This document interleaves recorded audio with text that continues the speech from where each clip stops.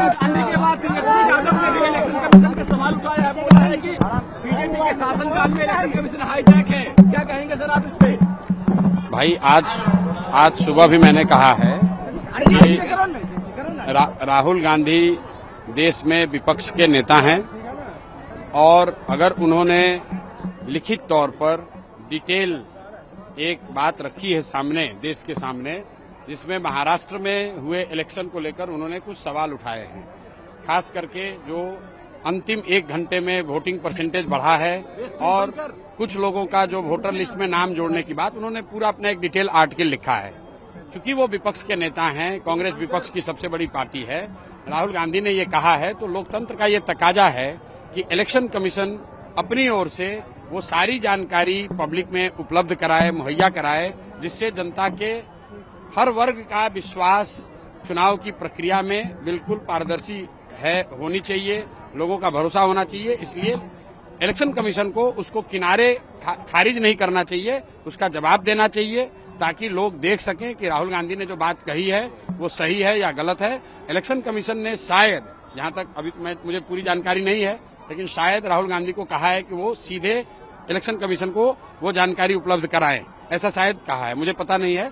लेकिन जो आर्टिकल राहुल गांधी ने लिखा है, हिंदी और अंग्रेजी दोनों में है, उसमें गंभीर आरोप लगाए गए हैं। वोटर लिस्ट के मैनिपुलेशन की बात कही गई है, चुनाव के अंतिम 1 घंटे में 6% वोटिंग परसेंटेज बढ़ाने की बात कही गई है, और अपने इस आरोप के सपोर्ट में राहुल गांधी ने कुछ तथ्य रखे हैं। अब इलेक्शन कमीशन की जिम्मेवारी है कि उस तथ्य पर वो बात क्लियर करे, ताकि लोकतंत्र में जो लोग भी हम लोग का यकीन है, सब लोगों का विश्वास लोकतांत्रिक प्रक्रिया और इलेक्शन में बना रहे। कितना सहमत है? तेजस्वी यादव तो कह रहे हैं कि बीजेपी के शासनकाल में जो सेंट्रल एजेंसी है वो हाईजैक हो चुकी है इलेक्शन कमीशन। देखिए, मैं ऐसी कोई बात नहीं कहना चाहता हूं जिसके बारे में मेरे पास पुख्ता जानकारी नहीं है। मेरे पास इसकी कोई पुख्ता जानकारी नहीं है कि ईवीएम या इलेक्शन प्रोसेस में मैनिपुलेशन हुआ है कि नहीं हुआ है। लेकिन अगर लोकतंत्र में, देश में विपक्ष की सबसे बड़ी पार्टी कांग्रेस और उसके नेता ऐसा कह रहे हैं और अपने हिसाब से उन्होंने कुछ तथ्य या प्रमाण रखे हैं, तो उस पर चर्चा होनी चाहिए, इलेक्शन कमीशन को उस पर जवाब देना चाहिए। रह गई बात तेजस्वी यादव की, तो ये राजद के नेता हैं और बिहार के लोगों को बहुत अच्छी तरीके से याद है कि जब उनके पिताजी का शासन था तो यहाँ पर इलेक्शन कितनी बढ़िया से होता था, कैसे बूथ लूटा जाता था, कैसे बक्से से जिन निकलने वाली बात कही जाती थी। इसलिए तेजस्वी यादव के कहने का कोई मतलब नहीं है। हाँ, राहुल गांधी ने बात कही है, तथ्यों के साथ कहा है, उसका जवाब इलेक्शन कमीशन को देना चाहिए। सर, उपेंद्र कुशवाहा हो, चिराग पासवान हो, सभी अपने दमखम दिखा रहे हैं, एनडीए को कहीं ना कहीं आग भी दिखा रहे हैं, आपको क्या लगता है? भाई देखिए,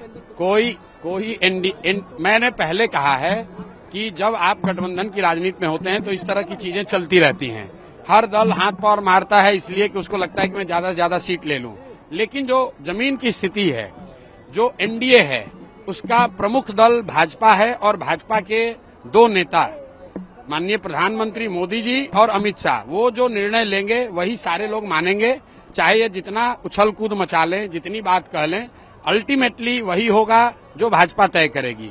उसी तरीके से दूसरे साइड जो यूपीए राजद गठबंधन है, उसमें वही होगा जो लालू जी तय करेंगे। कांग्रेस ने बहुत हाथ पांव मारा। आप अभी हम लोग बेगूसराय में हैं, यहीं के कन्हैया कुमार हैं, आए थे कुछ दिन यहाँ पर घूमना शुरू किया था। आप लोगों ने सवाल पूछा, अरे भाई कन्हैया कुमार आए हैं, कांग्रेस क्या तेजस्वी को चेहरा मानेगी नहीं मानेगी? उस समय भी मैंने कहा, अरे भाई जब तक लालू जी का दम है, जब तक राजद का शासन है, तो इसमें ये कोई सवाल नहीं है कि उसका चेहरा कौन होगा। वो कांग्रेस नहीं तय करती है, वो कन्हैया कुमार राहुल गांधी तय नहीं करते हैं, वो लालू जी तय करते हैं। और जब तक लालू जी हैं तो चेहरा उनके परिवार का ही कोई होगा। तो ये सब नूरा कुश्ती है, इससे बिहार के लोगों का क्या लेना देना है?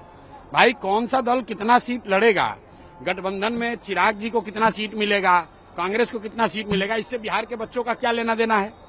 क्या बिहार के बच्चों को तो ये जानना है कि हम लोग के लिए रोजगार कब होगा, हम लोग को गुजरात, तमिलनाडु, पंजाब कब जाना नहीं पड़ेगा। बिहार के लोग तो ये जानना चाहते हैं कि यहाँ भ्रष्टाचार कब रुकेगा। बिहार के लोग ये जानना चाहते हैं कि उनके बच्चों के लिए पढ़ाई कब होगा। किस गठबंधन में किसको कौन सीट मिलेगी, इससे जनता का कोई सरोकार नहीं है। प्रशांत जी संजय एमएलसी संजय जी का बयान आया कि आप डिप्टी सीएम के लिए। अरे मेरे भाई, सबके बयान का जवाब देना जरूरी नहीं है। आगे बढ़िए। चिराग पासवान बोले हैं कि 243 सीट पर लड़ेंगे, घोषणा करें आज। अभी मैंने जवाब दे दिया। चिराग पासवान एनडीए में मंत्री हैं। क्या उन्होंने मंत्री पद छोड़ दिया? क्या सांसद पद से त्याग पत्र दे दिया? क्या एनडीए से बाहर चले आए? अगर आप एनडीए के घटक दल हैं, घटक दल होने के नाते केंद्र की सरकार में मंत्री हैं, तो उनसे अलग कैसे लड़िएगा? और अलग लड़िएगा तो इसका मतलब है कि भाजपा की सहमति से लड़ रहे हैं।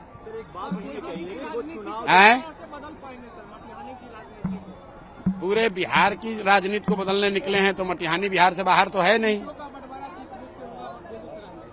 सीटों का बंटवारा मतलब हम लोग को किसी से बंटवारा नहीं करना। हम लोग तो 243 लड़ रहे हैं।